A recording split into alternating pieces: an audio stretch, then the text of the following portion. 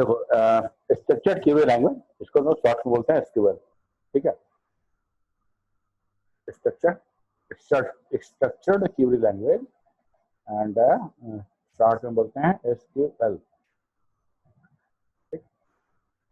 तो थोड़ा सा इंट्रोडक्शन देखते हैं हम लोग। हमारा जो एसक्यूएल है, जो हम लोग पढ़ेंगे एसक्यूएल, वो हमारा रिलेशनल डेटाबेस मॉडल के लिए है, मतलब रिलेशनल डेटाबेस के लिए ही है, ठीक है। तो रिलेशनल डेटाबेस सबसे पहले 1970 में एडिगर कार्ड एक पेपर प्रेजेंट किए थे, रिसर्च पेपर, जिसमें उन्होंने बताया था कि हम डेटा को एज ए रिलेशनल अलजेब्रा और टपल कैलकुलस के हिसाब से भी हम लोग डिफाइन कर सकते हैं। उनके इस पेपर के आधार पे रिलेशनल मॉडल डेवलप हुआ, जिनके लिए उनको अवार्ड भी दिया गया था और हो गया। 1980 में हम लोगों ने देखा सॉरी भाई, सड़क गया, पानी पिए हैं तो। सर वेटिंग में कोई लड़का लगा हुआ है सर। क्या कोई लड़का वेटिंग में है सर? होगा, रहने दो ना, तुम क्या टेंशन ले रहे हो। सर फोन करके परेशान कर रहा है। काट दो उसको। अब देखो दिक्कत क्या है ना कि वेटिंग जो उसको हम एडमिट हम 4 बार कर चुके हैं, ठीक है। उसके बाद उसका नेटवर्क सही नहीं है, बार बार एडमिट नहीं हो पा रहा है और बार बार रिक्वेस्ट पे रिक्वेस्ट आएगा, बहुत क्लास डिस्टर्ब हो रहा है, ठीक है। तो अब हम तो नियम बनाने वाले हैं, क्लास होने के 10 मिनट बाद हम लॉक कर दें मीटिंग को, कोई आ ही नहीं पाएगा। जिसको करना है आप क्लास शुरू होने के, अच्छा जब क्लास शुरू होने का टाइम है हम टाइम पे आते हैं, तो आप लोग क्यों नहीं आएंगे भाई, 5 मिनट पहले आइए आप। अब हम 10 बजे हम आएंगे और 10 तक इंतजार करेंगे, आप लोग आइए तो क्लास शुरू करें, और हम बैठ के सबको एडमिट करते रहें। आप लोग आप अपने लेवल से इसको कम्युनिकेट कीजिए और सबको बताइए, और हम बहुत जल्दी ये एस्टेब्लिश करेंगे, ये प्रोटोकॉल लागू होगा। क्लास शुरू कैसे, क्लासरूम में जाने, टीचर के जाने के बाद 5-10 मिनट के बाद कोई लड़का आता है तो उसको एंट्री नहीं मिलता है, वैसे ही यहाँ पे वैसे ही। हाँ, तो हम लोग देख रहे थे कि हमारा तो रिलेशनल डेटाबेस बन गया 1970 में, 1970 के बाद। और 1980 में जिस समय रिलेशनल डेटाबेस यूज हो रहा था, तो डेटाबेस से क्यूरी करने के लिए एक सिस्टम की आवश्यकता थी कि हम डेटाबेस से जियो फील्ड जिस टेबल से चाहें, जिस रिलेशन को एस्टैब्लिश करते हुए चाहें, वो हम डेटा वहां से हमको मिल सके। उसके लिए हम प्रोग्रामर के प्रोग्राम पे, थर्ड पार्टी प्रोग्राम पे हम डिपेंडेंट ना हो, ये हमको डेटाबेस के साथ हम कम्युनिकेट कर सके कि हमको भाई स्टूडेंट टेबल का वो सारा रिकॉर्ड दिखाओ, जिसका जो पिन कोड है यहाँ से यहाँ के बीच है, ये हम क्वेरी कर सके, ये हम डेटा मांग सके, हम डेटाबेस से डायरेक्टली बगैर किसी सॉफ्टवेयर के यूज के। तो IBM 1980 में ये डेवलप किया है ना, जिसको बोलते हैं structured query language relational database के लिए। सबसे अर्लियर इट वाज सिक्वल, इसका नाम था SEQUEL, सिक्वल मतलब सिंपल इंग्लिश क्वेरी लैंग्वेज। नाम दिया गया सिक्वल, मतलब सिंपल इंग्लिश क्वेरी लैंग्वेज। इसका मतलब ये था कि क्वेरी लैंग्वेज एकदम सिंपल इंग्लिश में है, आप कुछ भी लिख के आप क्वेरी कर सकते हैं। बाद में इसको चेंज करके स्ट्रक्चर्ड क्वेरी लैंग्वेज कर दिया गया, और इसके पीछे रीजन ये है कि हमारा सारे डेटाबेस जो थे, जो डोमेन स्पेसिफिक जो काम करते थे स्ट्रक्चर्ड में, वो सारे के सारा प्रोसीड्यूरल भी लेके चले आए हैं ना, प्रोसीजर बेस्ड।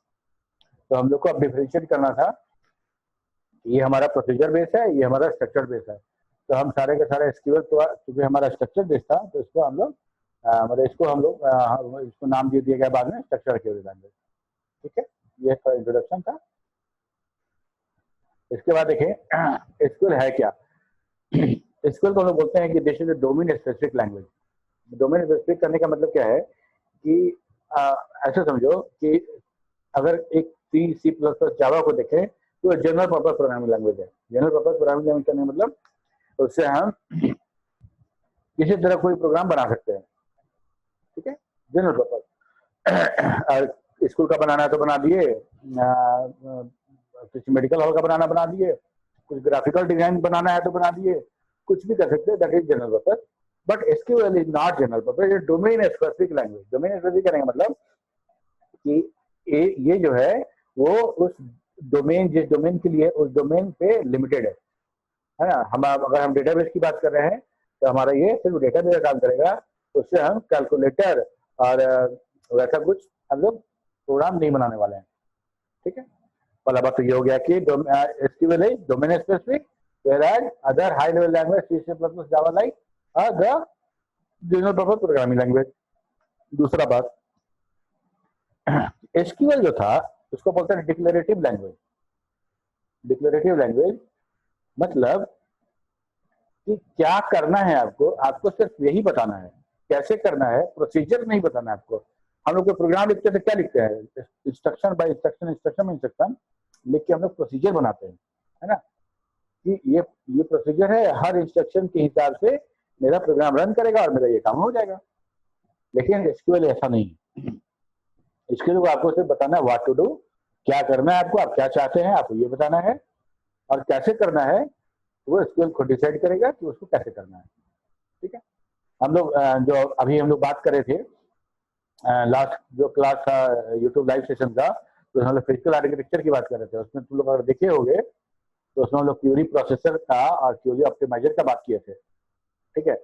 तो क्यूरी प्रोसेसर और क्यूरी को प्रोसेस करना, उसको ऑप्टिमाइज करना, ये पूरा का पूरा क्यूरी का ही पार्ट है।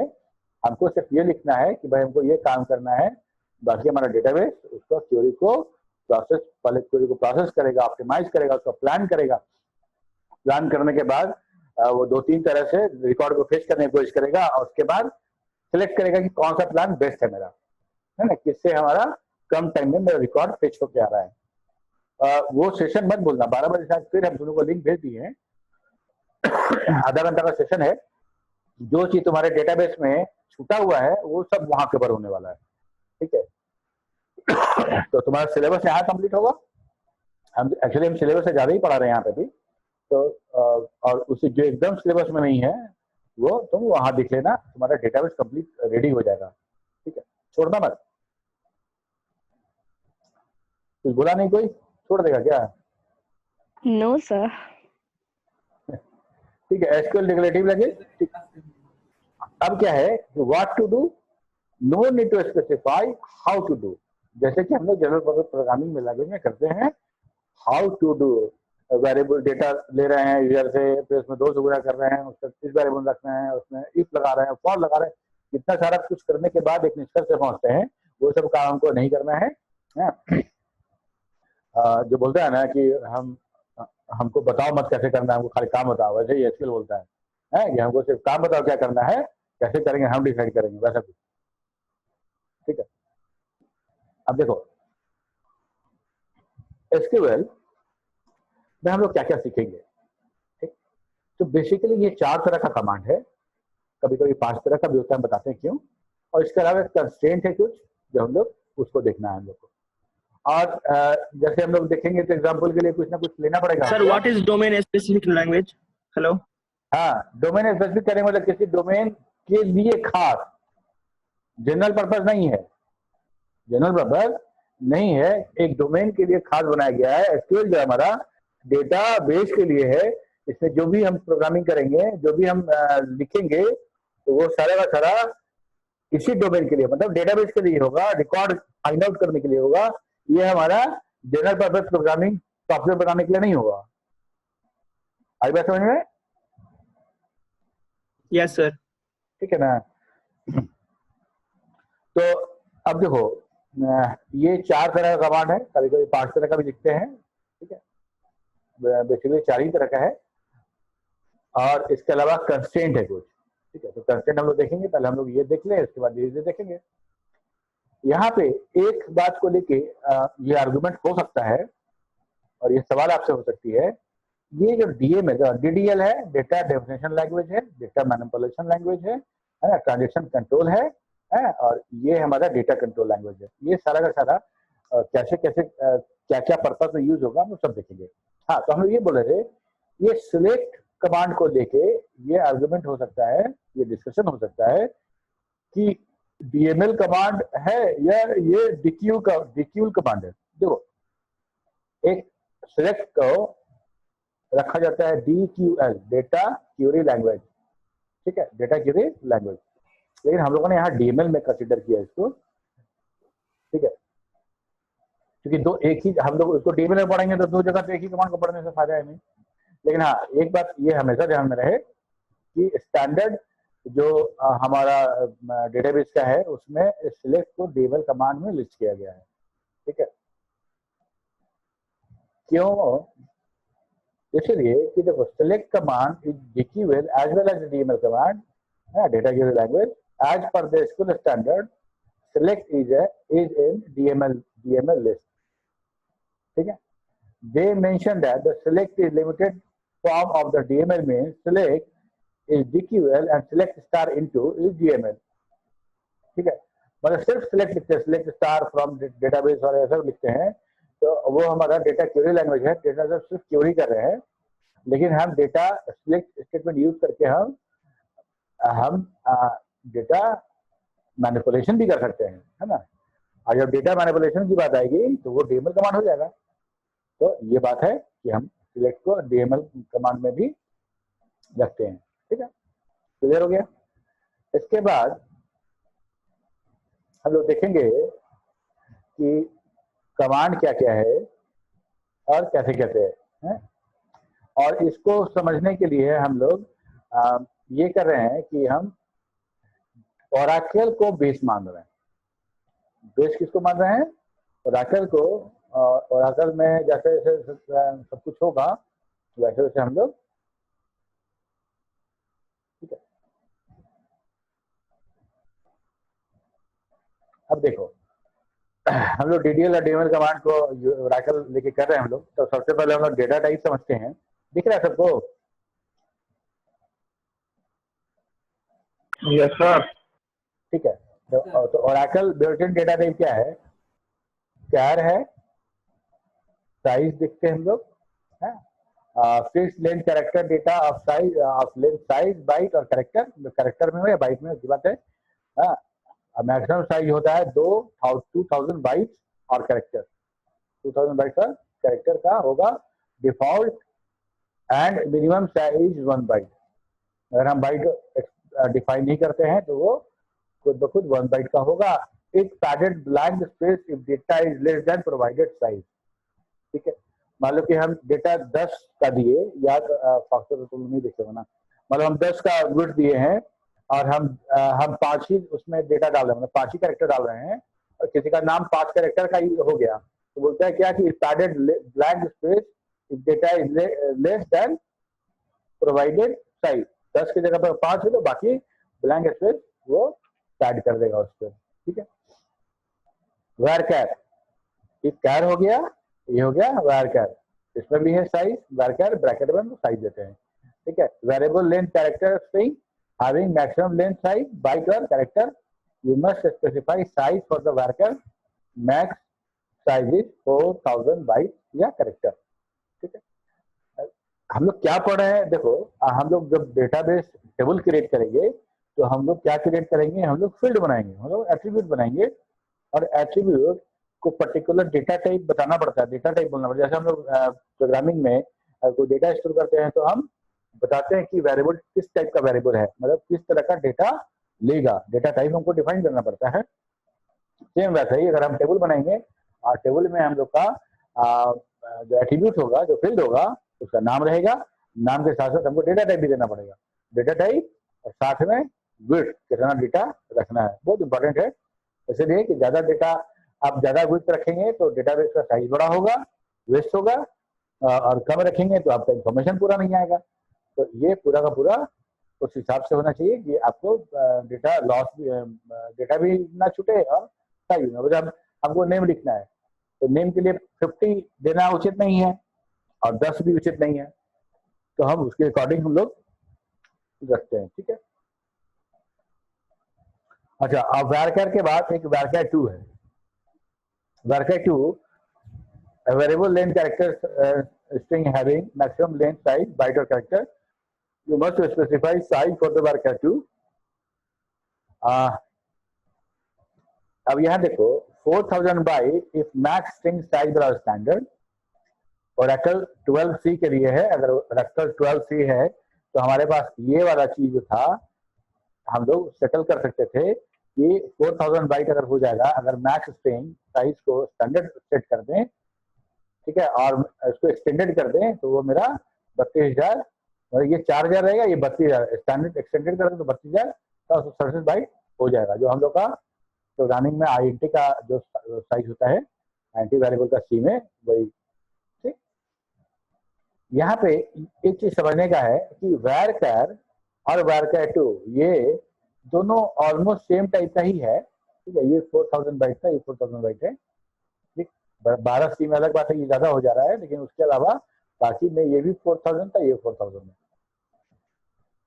तो यहाँ पे देखो मैंने नोट लिखा है कि Oracle recommend not to use varchar data type as it is reserved for future Oracle functionality and it could change। है क्या कि एनसी जो स्टैंडर्ड है, एनसी स्टैंडर्ड जो डेटाबेस का था, हम लोग बात किए थे ना कि जो स्टैंडर्ड देने, स्टैंडर्डाइज करने का काम करती है ऑर्गेनाइजेशन, तो एनसी स्टैंडर्ड जो है उसमें है क्या कि नल और ब्रांच, ये दो चीज को डिफरेंशिएट करना है, ठीक है। मतलब किसी डेटाबेस में अगर कोई वैल्यू हम नहीं डाल रहे हैं तो वो ब्लैंक है। एनसी स्टैंडर्ड में करना है क्या कि ब्लैंक और नल दोनों दो अलग अलग कैरेक्टर है। नल मतलब हो जाएगा कि वहां पे कुछ डाला ही नहीं जा सकता है, या फिर कुछ नल है, मतलब null is different than nothing, है ना। Nothing is different, null is different. इसलिए varchar2 बनाया गया एनसी कैरेक्टर के, एनसी स्टैंडर्ड के हिसाब से, जो कि नल और एम्प्टी को दोनों को डिफरेंशिएट कर सके, ठीक है। लेकिन क्या हुआ कि ये वो काम ये भी नहीं कर पा रहा है, और varchar तो पहले नहीं कर रहा था, varchar तो पहले से था, जो नल को और एम्प्टी को एक ही मानता था। varchar2 भी नल को और एम्प्टी को एक ही मानता है, एक ही जैसा काम होता है इसका। इसीलिए हम लोग varchar2 ही यूज करते हैं, और भविष्य में varchar बदला जा सकता है। Oracle का कहना है, Oracle अपने मैनुअल में, Oracle के मैनुअल में लिखा हुआ है कि आप varchar यूज ना करें कैरेक्टर डेटा टाइप के लिए, क्योंकि this is subject to change the future, ठीक है। मान लो आज हम लोग कोई डेटाबेस बना रहे हैं और उसमें सारे का सारा नेम, एड्रेस और सबके लिए हम varchar यूज कर ले रहे हैं। यही डेटाबेस आज से 10 साल बाद हमको यूज करना है, और जिस Oracle वर्जन पे यूज कर रहे हैं तब तक varchar को रीडिफाइन किया जा चुका किसी और के लिए, तो हमारा डेटाबेस वहां जाएगा उस प्लेटफॉर्म पे, उस Oracle में, और वहां varchar का मीनिंग कुछ और रहेगा, तो हमारा डेटाबेस यूज नहीं हो पाएगा या हमको चेंज करना पड़ेगा। इसीलिए Oracle का कहना है कि आप हर कैरेक्टर टाइप डेटा के लिए varchar2 यूज करें, varchar नहीं यूज करिए, भविष्य में चेंज किया जा सकता है इसका डेफिनेशन। समझ में आ रही है बात?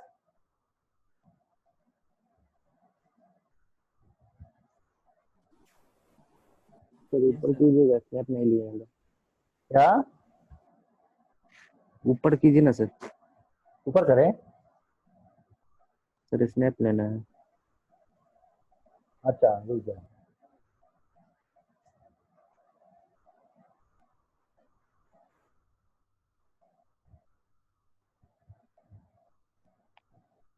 फुल स्क्रीन कहाँ गया? फुल स्क्रीन छोटा हो गया। इसमें तो सर और छोटा लिखा है। अच्छा ठीक है। हाँ।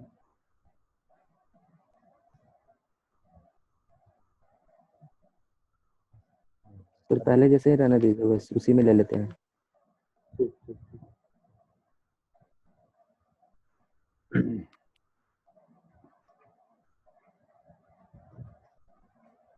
ठीक है ना? यस सर, इतना। ठीक है। तो अब यहाँ देखो डुअल के बारे में मैथ स्ट्रिंग साइज जो है वो अगर स्टैंडर्ड करते हैं हम लोग, और जो ये बताए वहाँ पे वही है। अगर हम उसको मैथ स्ट्रिंग साइज एक्सटेंडेड कर देते हैं तो यहाँ 32,737 बाइट स्टोर करने के लिए हो जाता है। सर ये शुरू से है? हाँ पेज 1 से आएगा तो ना स्टेप नहीं। क्या हुआ? स्नैप नहीं ले सके, पेज 1 से आएगा तब ना स्नैप लेंगे सर।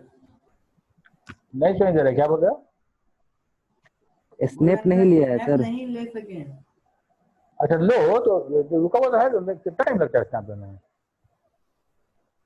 तो यहीं से लेना है सर, ऑरिकल पे।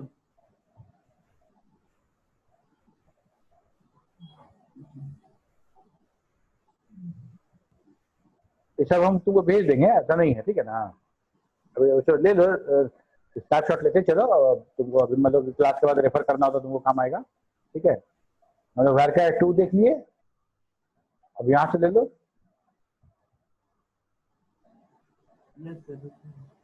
ठीक है, हाँ ये नेक्स्ट पेज है, वी कैन चेंज हो गया ये, ठीक है, ये तो हो गया मेरा, ठीक है। यहाँ देखो इन वर्का 2 साइज है ना, यह है variable length Unicode character string having maximum length size character, you must specify size for nvarchar 2, वही है 4000 लेकिन वो वर्का 2 जो था वो स्ट्रिंग के लिए था, और ये हमारे यूनिकोड कैरेक्टर के लिए है, ठीक है। यूनिकोड कैरेक्टर मतलब यूनिकोड कैरेक्टर सपोर्ट जो होता है हमारा वो मल्टी लिंगुअल के लिए होता है, अलग अलग भाषा में जो डेटा स्टोर करना हो उसके लिए लोग इन वर्कर या यूनिकोड कैरेक्टर यूज करते हैं, और यूनिकोड कैरेक्टर के लिए हम लोग जो डेटा टाइप है वो है हमारा इन वर्कर 2, ठीक है। इसके बाद हमारा आता है नंबर। नंबर ब्रैकेट में है p, s, 2 पैरामीटर है नंबर के साथ। हम नंबर जब भी डिफाइन, अभी तक तो हम लोग साइज दे रहे थे, 10 दे दी, 15 दे दी, 20 दे दी, तो उतना कैरेक्टर का हो गया। नंबर में मेरा p, s है, p फॉर प्रिसीजन है, s फॉर स्केल है, ठीक है। p for precision, s for scale. समझने के लिए ऐसा देखो कि नंबर अगर 7,2 अगर डिफाइन कर रहे हैं हम लोग, ठीक है, तो 2 हो गया हमारा डेसिमल पॉइंट, ठीक है, ये वाला, और टोटल 7 होगा। तो देखो तो 2, 2 4, 1 5 और 2 7, ये 5 इधर और 2 इधर, ठीक है। तो हमारा ऐसे ही हम लोग डिफाइन करते हैं, और हमको जो नंबर डिफाइन करना है, अगर हम सिर्फ एक ही डेटा डालेंगे तो हमारा दशमलव नहीं दिया, दशमलव कंसिडर नहीं किया जाएगा, सारा का सारा वही होगा। और हम पॉइंट में अगर डेटा डाल रहे हैं तो इधर वाला के साथ, मतलब 7,2 करते हैं, इधर 5 रह जाएगा और इधर मेरा डेसिमल के बाद वाला 2 रहेगा, ठीक है। इसके बाद है मेरा फ्लोट। देखो नंबर जो है उससे भी हम फ्लोट कर ही रहे हैं, उससे भी हम लोग फ्लोट ही डिफाइन कर रहे हैं, लेकिन फ्लोट p के साथ क्या है कि अगर फ्लोट अगर p करेंगे हमको, तो सब type of the number data type having precision only, यहाँ पे हम लोग स्केल नहीं दिखाते हैं, सिर्फ प्रिसीजन दिखाते हैं। ए float value represented internally as a number, the precision p can range from 1 to 126 binary digits. A float value requires from 1 to 22 bytes, ठीक है। नॉर्मली हम लोग सारा का सारा फ्लोट जो है वो नंबर से ही डिफाइन कर देते हैं, फ्लोट की आवश्यकता नहीं पड़ती है। लेकिन क्या बोल रहा है कि फ्लोट जो है वो हमारा रिप्रेजेंट करता है नंबर के रूप में ही इंटरनली, ठीक। उसके बाद है लॉन्ग है, डेट है, हाँ, और लार्ज ऑब्जेक्ट के लिए है, कैरेक्टर लार्ज ऑब्जेक्ट है, बाइनरी लार्ज ऑब्जेक्ट है, ये डेटा टाइप है ये सब। इसके बाद हम लोग टेबल शुरू करेंगे, तो ये फटाफट देख ही लेते हैं हम लोग, ठीक है। लॉन्ग काय के लिए है भाई, तो लॉन्ग है हमारा डेटा ज्यादा यूज कर दिए, ज्यादा बड़ा डेटा यूज करने के लिए character data of variable length up to 2 gigabyte और 256-1 byte provided for backward compatibility. Actually हम लोग लॉन्ग यूज नहीं करते हैं, लॉन्ग जैसा यूज नहीं करते हैं, और लॉन्ग कभी कभी यूज करना इसलिए पड़ता है कि क्योंकि प्रीवियसली जब सी लॉग और बी लॉग नहीं था हमारे पास, मतलब लार्ज ऑब्जेक्ट रखने के लिए हमारे पास ऑप्शन नहीं था, तो हम लोग लॉन्ग यूज करते थे, ठीक है। अभी हम लोग सिर्फ करते हैं बैकवर्ड कंपैटिबिलिटी के लिए यूज होता है, क्योंकि बैकवर्ड पिछला कोई डेटा होगा पहले का बना हुआ, उसमें कोई डेटा टाइप लॉन्ग होगा, तो हम कैसे उसको यूज करेंगे अगर लॉन्ग नहीं हुआ तो, ठीक है। Date, valid date range from January 1 to January 1 4712 BC to December 31 9999 AD। ये हमारा वैलिड रेंज है डेट का, जो डेट होगा इसी डेट के अंदर होना चाहिए। The size is fixed at 7 byte. This data type contain the data time field year, month, day, hour, minute and second. It does not have fractional second or a time zone. ठीक है, ये हमारा date field है, जो हमारा year, month, day, hour, minute, second, इतना data ये रखता है। उसके बाद आता है मेरा सी लॉग। ये character large object containing single byte और multiple characters both fixed width and variable width character set are supported both using the database character set. Maximum size is 4 gigabyte minus 1 और गुना database block size। हम लोग जब C block पर use करना शुरू करेंगे ना तो और डिटेल बताएंगे, अभी सिर्फ इंट्रोडक्शन समझ लेना। और ये हमारा ये कैरेक्टर लार्ज ऑब्जेक्ट था, ये बाइनरी लार्ज ऑब्जेक्ट है, जहाँ पे हम लोग पिक्चर जहाँ स्टोर करना पड़ता है वो हम उसको स्टोर करते हैं। ठीक है, कोई मतलब कोई फाइल को स्टोर करना है, कोई पिक्चर या वीडियो ऐसा कुछ हमको स्टोर करना है तो कहाँ करेंगे? एक डेटाबेस में एक कॉलम होना चाहिए, तो उसका डेटा टाइप ये रहेगा। ठीक है, ये हमारा हो गया डेटा टाइप। इसके बाद हम लोग डेटा डेफिनेशन लैंग्वेज की तरफ आएंगे। हाँ, डेटा डेफिनेशन लैंग्वेज में सबसे पहले हमको मेरा आता है क्रिएट टेबल। ठीक है, क्रिएट कमांड। सर हाँ सर फिर से उसी को रिपीट कर दीजिए ना, क्योंकि उतना समझ में नहीं आया जितना आना चाहिए। देखो, इसमें समझने वाली बात नहीं है, इसमें सिर्फ इसलिए बताया कि अगर जैसे देखो यहाँ पे क्रिएट टेबल, सुनो क्रिएट टेबल कर रहे हैं ना, क्रिएट टेबल EMP है ना, ये नो नंबर ब्रैकेट में 3 लिखे हैं, varchar 2 यहाँ पे लिखे हैं, देखो यहाँ पे varchar 2 लिखे हैं, यहाँ भी varchar 2 लिखे हैं, तो यही हम बता रहे हैं, यहाँ पे नंबर 14,2 लिखे हैं, इसी का इंट्रोडक्शन दिया है, that is the data type.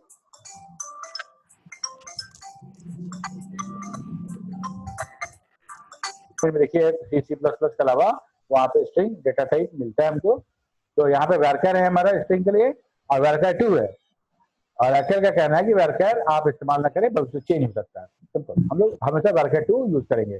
Data type है बस सिंपल डेटा टाइप। ठीक है, नंबर है डेटा टाइप। लॉन्ग हम लोग यूज नहीं करते हैं क्योंकि लॉन्ग क्योंकि ये बैकवर्ड कंपैटिबिलिटी के लिए इसकी जगह पे हम लोग जो लार्ज ऑब्जेक्ट है वो डेटा टाइप वो वाला यूज करते हैं, लार्ज बाइनरी लार्ज ऑब्जेक्ट और कैरेक्टर लार्ज ऑब्जेक्ट। डेट है जिसमें हम लोग डेट टाइप रखते हैं। ठीक है, ये सिंपल डेटा टाइप है, हम लोग उसको इस्तेमाल करेंगे टेबल जब क्रिएट करेंगे तब। ठीक है, अभी कौन पूछा था? तनु। Yes sir. ठीक है, घबरा मत, सब अभी रिपीट होगा। ठीक है, देखो यहाँ पे सब आ रहा है। तो क्रिएट जो हमारा जो कमांड है वो इसलिए है कि हम एक टेबल को क्रिएट करते हैं by using the create command. Use the create table statement to create one of the following type of table और relational table which is the basic structure to hold user data, and object table which is a table that uses an object type for a column definition. An object table is explicitly defined to hold object instance of a particular type. To create a relational table in your own schema, you must have to create table system privilege. अगर हमको जो user जो login हम करेंगे हमको अगर table create table का privilege मिला होगा तो हम टेबल क्रिएट कर सकते हैं। ठीक है, पहले हम लोग रिलेशनल टेबल के बारे में समझेंगे। क्या ऐसे लिखते हैं? Create table, table name, create table, table name, bracket start करेंगे। ब्रैकेट स्टार्ट करने के बाद हम लोग रखेंगे फील्ड का नाम, उसके बाद डेटा टाइप, अगर वो प्राइमरी की है तो प्राइमरी की कंस्टेंट लगाएंगे, अदरवाइज कॉमा देके दूसरा फील्ड का नाम, डेटा टाइप, उसमें कुछ कंस्टेंट लगाएंगे, that is primary key not null order constant, अभी कंस्टेंट छोड़ देते हम लोग, है ना। Job that is the data, that is the field type, field का नाम, और varchar 2 ये हमारा क्या है? Variable name, sorry data type, ये उसका विड्थ हो गया, comma DOJ date of joining, data type, salary, data type, उसका वेट। उसके बाद ब्रैकेट बंद करेंगे, एक ब्रैकेट बंद करेंगे नंबर वाला, एक ब्रैकेट ये वाला बंद करेंगे, ये भी ब्रैकेट है, इसका ही बंद करेंगे, लास्ट में सेमीकोलन देंगे। और जब इंटर प्रेस करेंगे तो हमको मैसेज आएगा टेबल क्रिएटेड। ठीक है,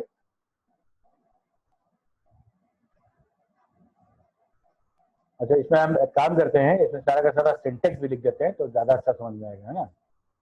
सिंटेक्स लिखे थे लेकिन लगता है छूट गया है।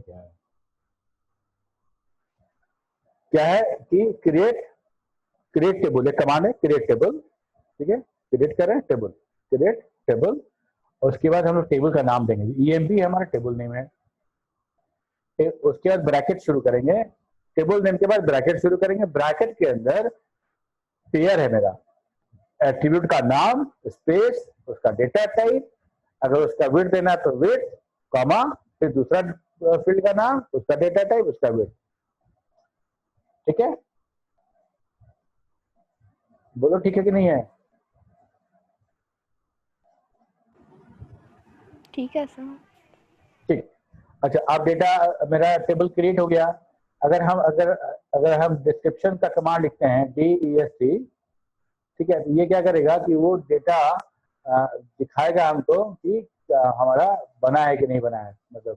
ठीक है, तो हम लिखते हैं DESC स्पेस देकर लिखते हैं EMP, तो हमको दिखाएगा जो अभी हम लोग जो कमांड दिए थे, ENO मतलब employee number not null number 3। ठीक है, प्राइमरी की को नॉट नल ही बोलते हैं, और ENAME यहाँ ही नॉट नल दिखाना चाहिए, worker job worker DOJ date salary 14/2। ये हमारा डिस्क्रिप्शन ऑफ द टेबल है जो अभी क्रिएट किया हम लोग। तो दो कमांड हो गया, क्रिएट टेबल और दूसरा हो गया हमारा DESC। ठीक है, इसके बाद हम लोग अल्टर करेंगे।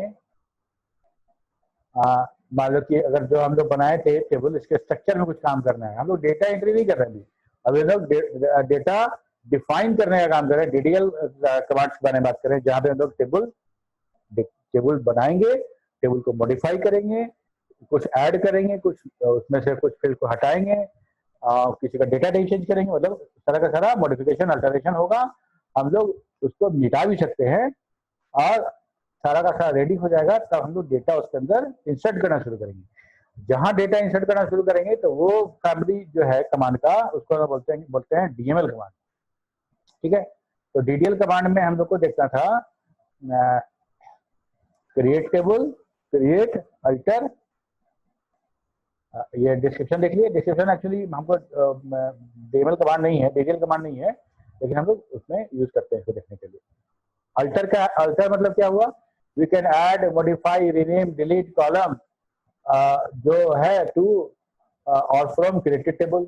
इस टेबल में से हम ऐड कर सकते हैं या डिलीट कर सकते हैं। ऐड कैसे करेंगे, तो अल्टर टेबल, टेबल का नाम देंगे, ये जो सिंटेक्स लिखा है यहाँ पे, ऐड करने के बाद कौन कौन सा कॉलम ऐड करना है वो सारा का सारा इस ब्रैकेट के अंदर देंगे। ऐड के बाद ब्रैकेट शुरू होगा और ब्रैकेट में लिखेंगे ये कॉलम 1 कॉलम डेफिनेशन मतलब उसका डेटा टाइप, कॉमा कॉलम 2 उसका डेफिनेशन, कॉलम 3 उसका डेफिनेशन एंड सो ऑन, और हम ब्रैकेट बंद कर देंगे। अब सेमीकोलन लगाना है। ठीक है, सेमीकोलन हमेशा लगाना है, और जैसे ही हम सेमीकोलन लगाएंगे तो मेरा वो टेबल अल्टर हो जाएगा।